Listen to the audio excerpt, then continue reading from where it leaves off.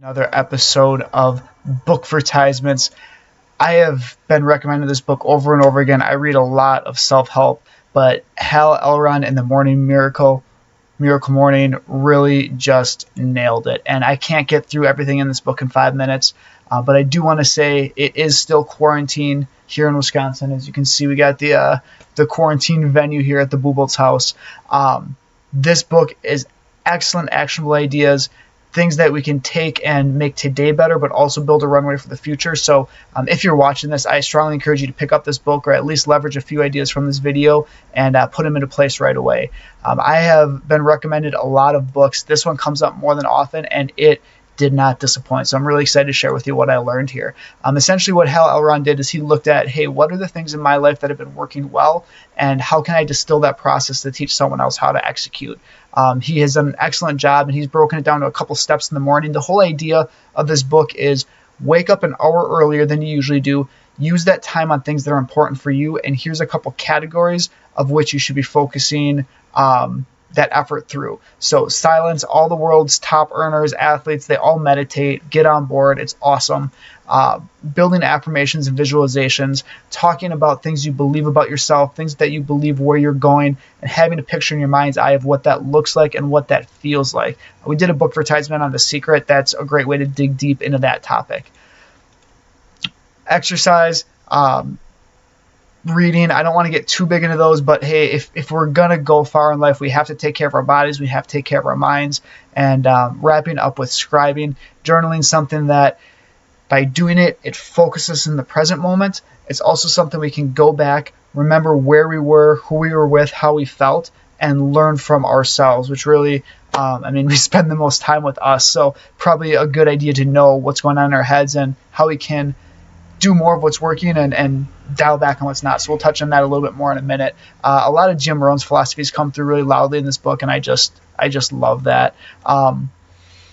Looking around and saying, hey, wherever I am, I got myself here, what's next? And using these two strategies of really looking at, okay, when I have a big goal, how do I get there? What needs to happen every day? And no matter if I feel like it or not, how am I going to make myself work through that and make those things happen? Once you've experienced the law of averages, you get how it works, but you got to work hard and you got to fail to have those life experiences, to build confidence in those spaces. Journaling is going to give us an opportunity to remember the times that we won.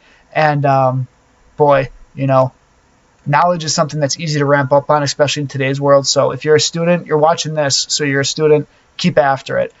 Because of time constraints, I'm not going to talk too much about the health side of things.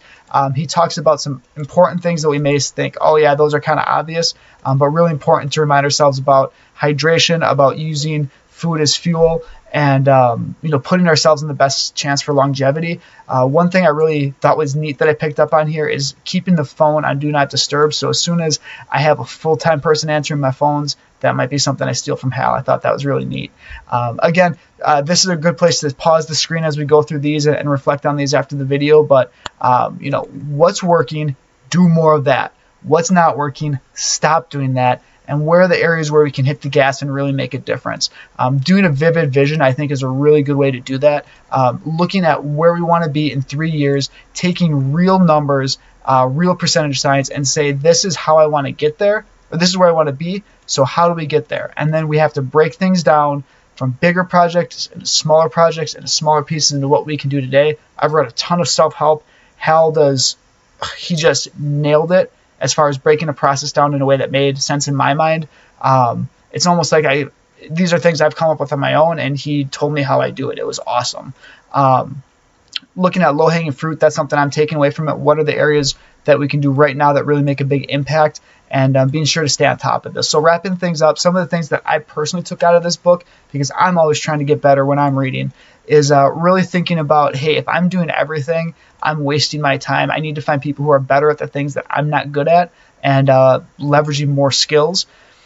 Also, I'll let you read that as well, but I thought that was really good. Overall, win the morning, get after it early, and days are going to go a lot better. If this has been useful for you, and if you're someone who is looking for, the next way to grow, right now we have an apprenticeship that is available that is really centered around communication skills, managing time, a lot of things that this book talks about. And I'd love to help anyone in the area who's looking to grow and looking to make some extra